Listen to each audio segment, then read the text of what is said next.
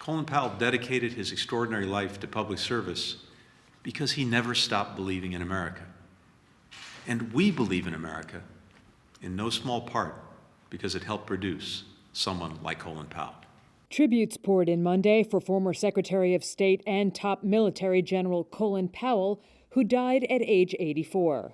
Current Secretary of State Antony Blinken called Powell's life a victory for the military, the nation, and in a larger sense, a victory for the American dream.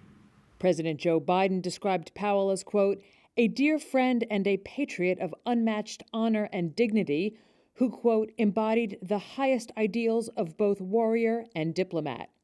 Biden added that Powell could also, quote, drive his Corvette Stingray like nobody's business. Powell served under 3 Republican presidents as National Security Advisor for Ronald Reagan, Chairman of the Joint Chief of Staffs for George H.W. Bush, and as Secretary of State for George W. Bush. And he was the first Black person to serve in each of those roles, Vice President Kamala Harris noted on Monday.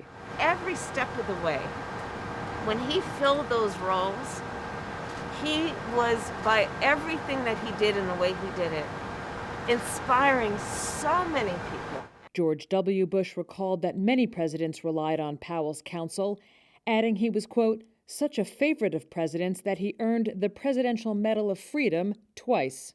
But it was under Bush that Powell delivered what he later called, quote, a blot that would always be part of his record, making Bush's case to the UN Security Council that Iraqi President Saddam Hussein was hiding weapons of mass destruction. Iraq's behavior demonstrates that Saddam Hussein and his regime have made no effort to disarm as required by the international community. It was the basis for the U.S. invasion of Iraq in 2003.